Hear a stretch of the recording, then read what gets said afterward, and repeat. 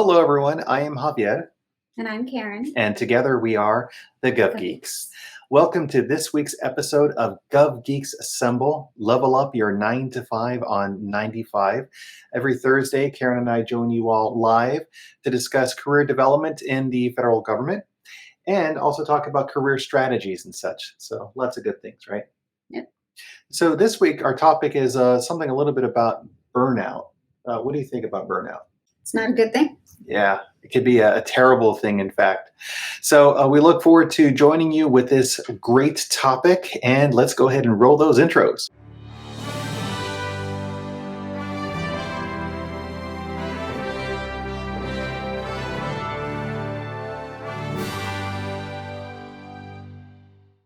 All right, so we're discussing burnout this week, Karen. It's funny because a lot of times when I have a chance to talk to people, either in a professional setting or clients of ours, when they are looking to leave their current position, I typically ask them, how much annual leave do you have? Or have you taken a vacation? And a lot of times I hear that they haven't taken a vacation in, I don't remember when. I don't remember when the last time I took time off was. Yeah. Right? That type of response. Exactly.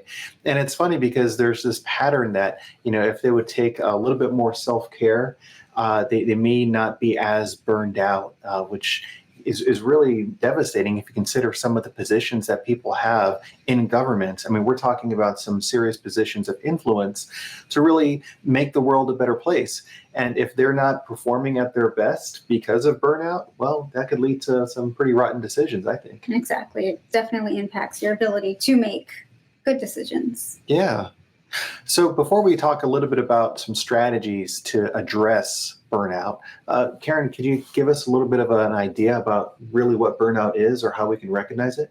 Well, I think recently, I want to say within the last year or so, it has actually become a medical term, Really? Burnout. Mm-hmm. Yeah, where it can actually be diagnosed.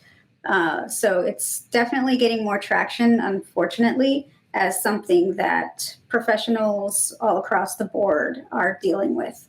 I think it's a lot of, you don't have that clear-cut line between home life and work life, and we're trying to do lots of things at the same time, and essentially you burn out. So think of it as, what was that saying, burning the candle at both ends? Right. So until there's no more candle to be lit. So that's essentially what you're doing to yourself. So I think some of the symptoms are agitation, fatigue, so many things like that just wear you down. And sleeplessness. Right. Lack of focus. Right. Yeah. Right. And general anxiety. Mm-hmm.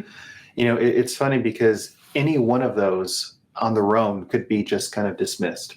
But once you begin to see patterns of all of those just might be, something that's kind of a challenge that's presents itself. Hi, Jill. Thanks very much for joining us.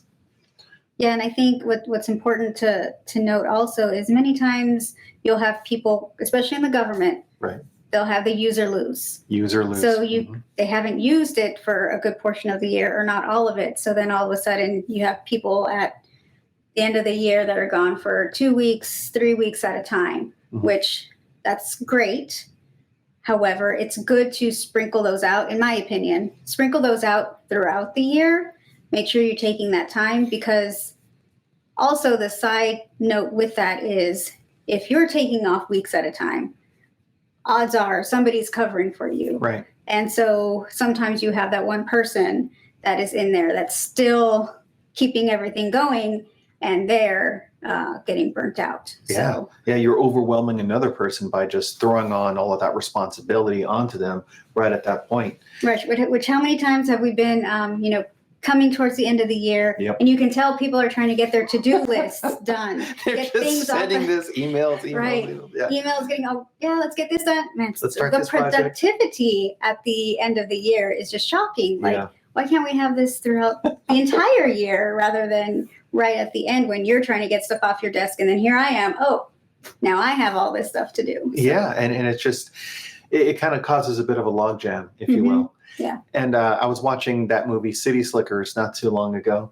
And one of the neat things, there's one of the characters named Curly. He says that when people come up there to try to work out their issues, they need a break, they need to get away. He said basically people spend 51 weeks getting all curled up in knots, and they expect that 1 week of vacation to just make it all disappear and all get better. Right. And I really like that idea about spreading out that leave. So when you're taking your vacation time, you could actually unwind appropriately throughout the year rather than just like bottling it all up into one thing and then boom. Right. You bottle it up and then you take this long vacation. And right before that, you're focusing on getting everything done. So you're stressing yourself out even more. Right. And then when you come back, you're realizing, oh, I got 2 weeks of emails to go through, work to go through. And then it just starts rolling on again. So rolling and rolling. You have to manage it more consistently rather than lumping it all together. So managing it consistently, and that's exactly what we're here to talk about today. So we have a couple of strategies that we wanted to share with you. The first one really is use your vacation time. It's kind of funny because it's very direct and it's very obvious. Because most of us don't. Right. So there are some great ways to use your time appropriately. Now, again, like how we were saying, it's not good to just bottle it up towards the very end of the year. And hey, maybe you should sprinkle it out throughout the year. But some ways that you can do that are sprinkle it around times that are really important to you or things that you really care about.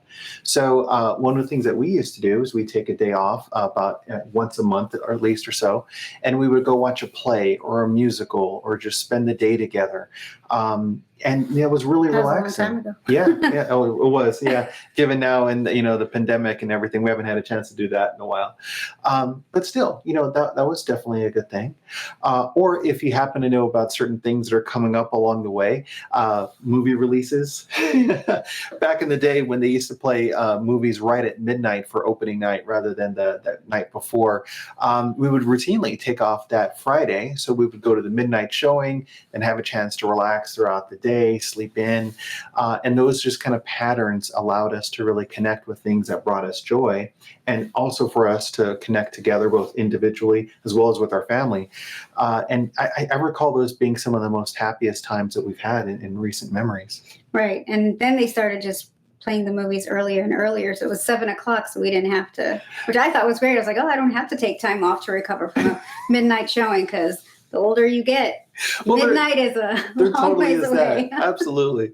But one of the things I so loved, and this is not related to taking a break, but the midnight show, people would show up and they'd be all dressed up and they'd be all excited for it and everything. And you could tell like the fans that were like really big fans of the movie at that time. That was always fun to experience. Right. And I still remember, I think I was pregnant with our first daughter, and you took me to the Star Wars midnight showing. That was and great. I was sick. 7 months pregnant, I think. It was miserable for me. I was so tired. But look at this wonderful memory that we have now. Right. Yeah, it that was a great episode memory. 1 of Star Wars. Yeah.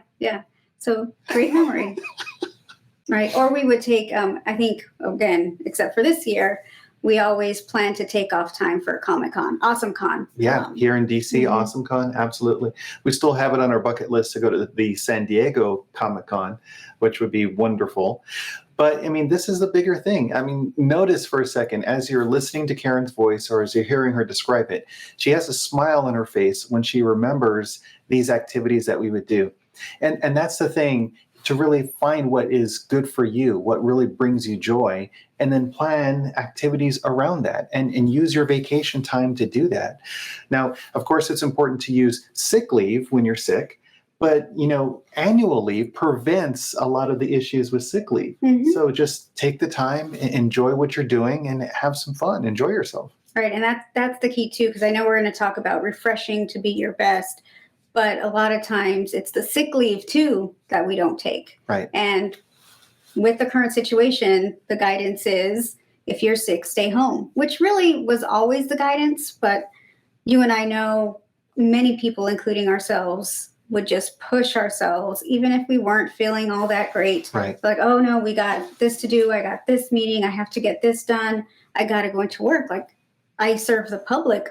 There's no rest, right? Exactly. So, but then you just get into the position, and it happened to me, right? Where I pushed myself to the point of I got really sick and ended up being out for 3 months a really long time. Exactly. Yeah. So that, if I had just listened to you and my body and taken time off, then maybe I wouldn't have been in that position where okay, I could have been out maybe for a day or so here and there instead of being out for 3 months. Well, I mean, I think that's the most important thing is listening to your body and preventing something that's a bigger issue. So that's actually our second point, really.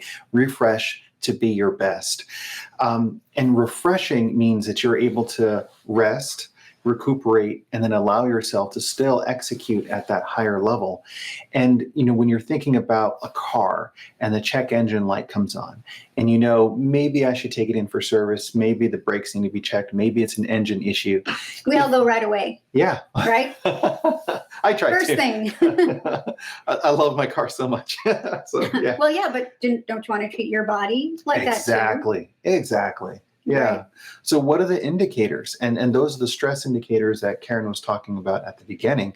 I mean, are you fatigued? Do you have a lot of anxiety? Is there sleeplessness? You can just list all of them out. And I think when we're doing coaching sessions, we're talking to clients and asking them these questions, they begin to kind of like connect the dots and they realize, yeah, I totally am. This is me at the breaking point. And so if you address that up front, then yeah, you can perform better at work. You can enjoy the work that you're doing even more because you're taking it from a fresh perspective. And then also you can prevent some bigger issues from happening, both for your own health as well as for your performance in the job. Right. And your relationships with your coworker and your family, because it could cause you to, snap here and there, Of right? course. Anger issues, and you don't want that. So I think part of that is reflection. Mm-hmm. I know you said that we do that with our clients where they have to think back and take stock of how they're reacting to things, why they're reacting that way. And you can always do that on your own with reflection. Right. And many times we can catch it, right? Being aware of how we're reacting. And I know it's happened to me where I do something and I realize, why did I react like that? It was, not a normal reaction for me. And I have to think through it. And, sometimes it takes a while and I'm like, you know what? I think I just need to take what do they call it? A mental health day to reset myself to be my best. Right. No, that's definitely important. The person that you are at work, when you get home, it's not like you flip a switch and everything that you've experienced throughout the day is totally gone. And same thing if there are stressors at work or at home and you bring that into work. I mean, you can't just like leave it behind you. So managing your aspects of your life and managing your stressors is just really a helpful method to ensure that you are taking the best care of yourself. And as public servants, that we're taking the best care of the nation because that's what we're entrusted to do. Right. This is a picture of an adorable little doggy that is on top of a cute little like floating pad on the pool. What is that thing called? It's a floating something or other. Floating mat. A floaty. Our producer is telling us it's a floaty. It's a floaty, and the little doggy has the cute little sunglasses. Those actually look like your sunglasses too. You have some that are like that. Yeah, I think we have a floaty like that as well that we've used before. Oh yeah. Which is just, it's nice to take a little moment and relax for a little bit. Yeah. Another thing to do as you are taking the moment to refresh is think through what accomplishments that you've had. Think of reasons that you should be grateful for certain things. What are some things that you can appreciate about your life, about where you are in your career, the accomplishments that you've had so far? I think it's a lot easier for us to focus on what the next thing is. I have to do this task, this deliverable, this project, this assignment, and then I can feel better once that's done. Mm-hmm. But as we know, there's always something else. Yeah. There's always something else that comes up. It's like Elf. Right, the movie Elf with very timely right now with Christmas coming up. But Elf, how they finish with the getting the toys out, and they're like, "All right, let's celebrate," and then boom, all right, let's get ready for next year. I think I joked. He turns the crank, and it just starts off on day one again, and all of the elves are like, "Back to work."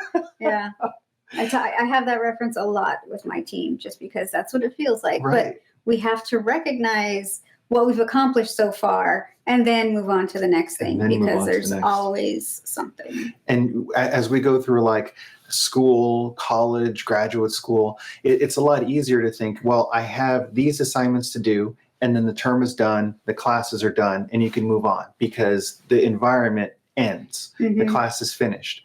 But in our workplace, we can be in the same job for years. We can be in the same career field for years.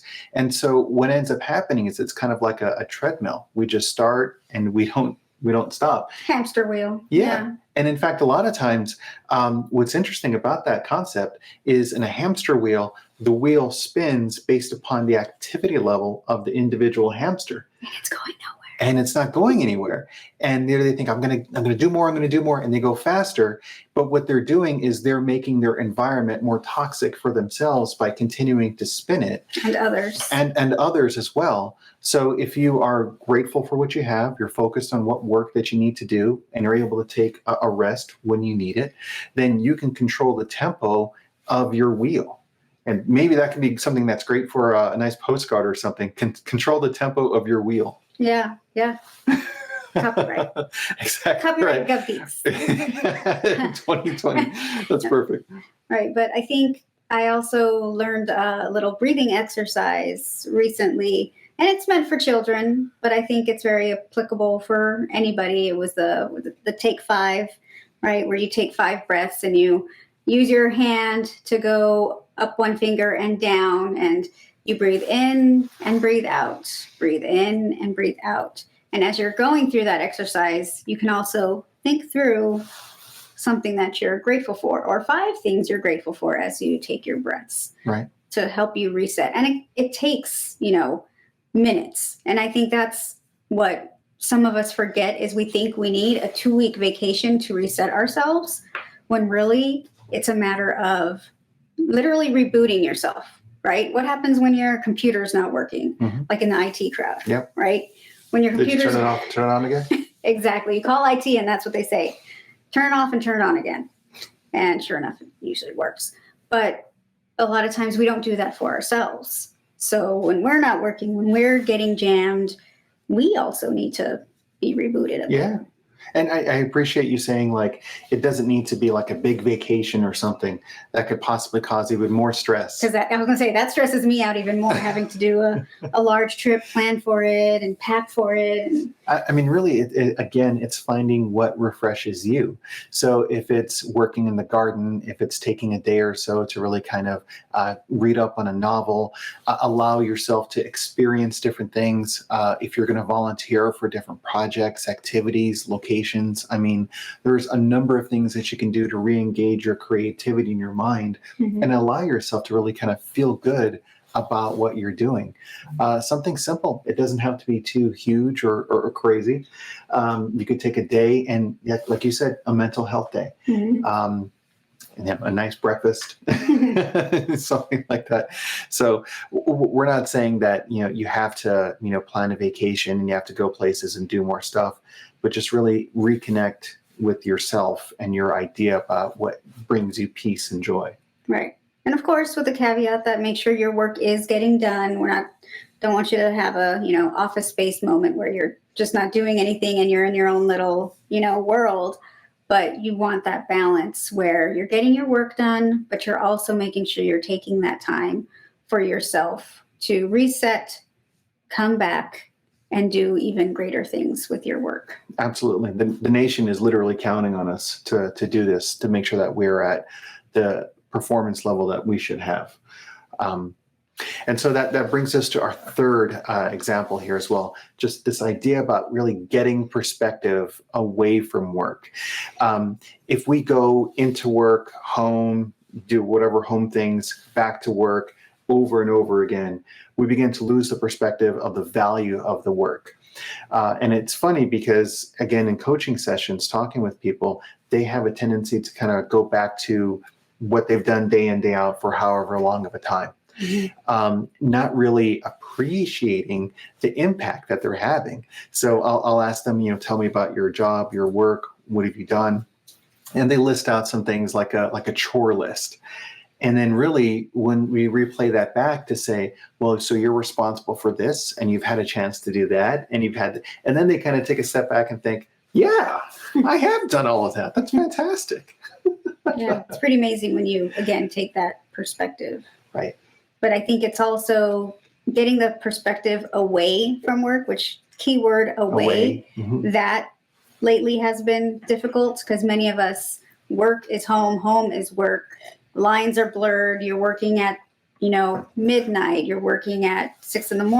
Right. So it's hard to have that cutoff. So I think it's good to have those boundaries when you are teleworking or in a telework environment, just to make sure that, you keep that consistency, the work-life balance. I know in the beginning, I had my designated area. You have the study here where you work, and you try not to mix it up too much, right? So this is your work, you leave, and the work stays here, right? As much as I can, absolutely. I shut off the phone. I set it down. I know what time I'm supposed to be in the morning the next day. Maybe I'll check in just to ensure if there's nothing that happened, overnight or any other issues, just to kind of at least keep tabs on what's going on. And there's some jobs that they require a little bit more engagement all of the time. But what I would encourage everyone is to kind of think through, well, how can I really take a realistic step away that would allow myself to recharge and yet still, like you said, make sure that the work gets done? Because we're not saying, oh, yeah, you're right. I need to take that 2-week vacation to go to the Gov Europe. Geeks said I need to take 3 weeks off. I know. I learned this in a training recently, so it must be true. Yeah, no, exactly. But getting that perspective of what's away from work, because that also helps you to generate an appreciation for what your work is. Certainly there was something that drew you to that work in the first place. Maybe that's something that through the day in, day out, you may have lost touch with. Or also this appreciation that perhaps what you're doing at home and your work or your home and everything, all of that can be funded because of your job that you have. And there's a greater appreciation for that as well. When I have the chance to chat with some folks about challenging situations in their workplace and in other workplaces, or they experience other ones, they have a tendency to say, well, maybe I don't have it as bad as I thought. But you don't know. Perspective. Exactly, because you need to have that perspective. Karen, you have such a great way of being able to manage what is happening at work and then also being engaged and involved at home. How do you find it best to manage your perspective away from work? I mean, I'm glad you think that. I mean, it is very, very difficult. I don't know if I have a good answer for that. I think lately, especially after having, the situation we had a few years back where I just pushed and pushed and pushed. A lot of health issues. Yeah, it's just recognizing and being aware, which has helped, whether it's with meditation or breathing exercises, just to make sure that to recenter myself, take a pause, and again, be more aware. Because if I am reacting in a certain way and I realize that something is off, then that can help me. So I think that has been beneficial. And I think it's through experience and different trainings that I've been lucky to be a part of. One of them was the Lacuna that really, really helped. Absolutely. And recently I took the Safe Talk training, which was really helpful, where it not only helps you to recognize your own reactions, but recognize it in others too, which that's a key thing, especially as a manager, to recognize when your team is having some difficulty or someone on your team, especially with everything going on, just checking in with them. So not only checking in with yourself, but checking in with your team, making sure they're taking their vacation, making sure they're taking time off to be able to reset themselves. All important things. And it's like that monitoring and the feedback. So if something triggers you, and if you can catch yourself feeling upset or a degree of frustration about something, or even if you feel tension in your body, like if your tongue again is touching the roof of your mouth, and kind of pressing against it. If you monitor your triggers, then you can ask yourself, well, why is it that this is affecting me this way? What is the reason why this is causing me some sort of frustration? And then get to the heart of what that is, as opposed to just reacting and making things worse. Right. And obviously it's a challenge, this larger concept of self-mastery, but I think your happiness is worth it. Right. And others, because the more miserable you are, the more miserable you make others. Exactly. Misery loves company. Yeah. So basically you're just managing that hamster wheel. Exactly. So we have a couple of minutes left here to go to our Q&A, our questions from the Gov Geekdom. I really like this portion of our show. Okay, Karen, so we have two questions.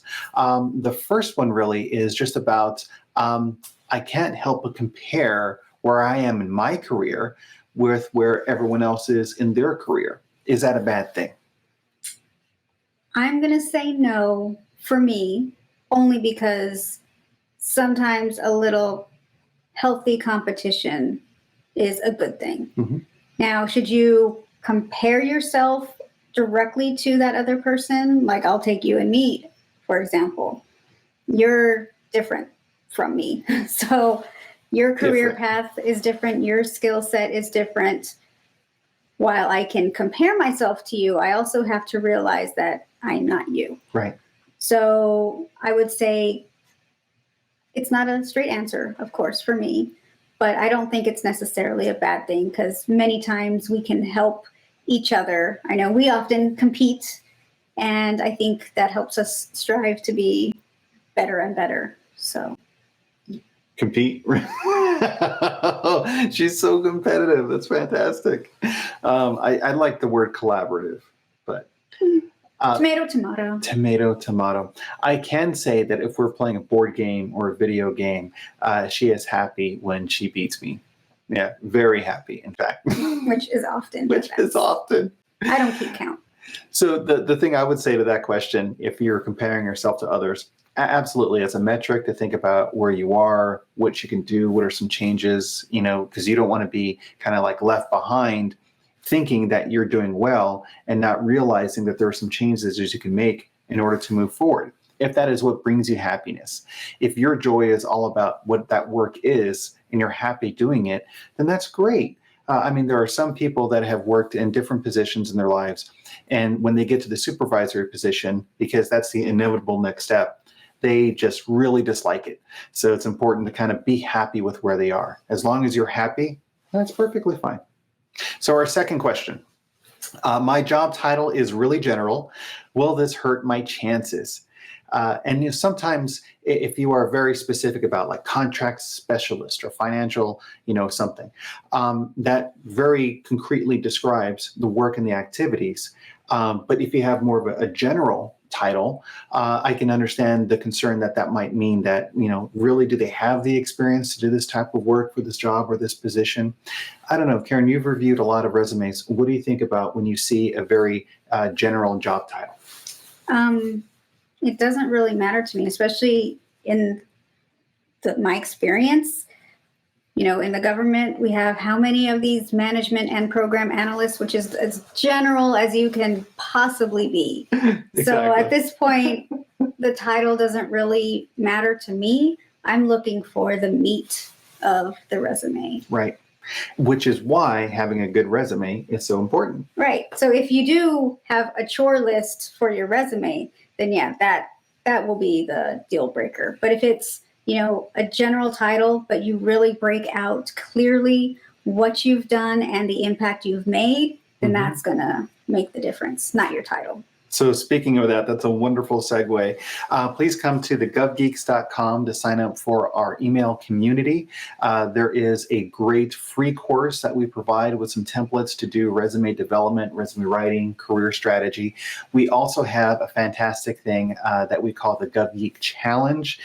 We host it every so often, but it is a great 14-day challenge to help you design your career, get your career strategy going, and have your interview prep good to go, so that this way you can really execute career growth, which is a fantastic thing. Okay, so Karen, we've talked a little bit today just about, in general, overcoming some stressors. What is your closing thought? take a break. Yeah, That's I love it. that. Just make sure you take a break. Something like Hamilton. Yeah, let's go upstate. Exactly.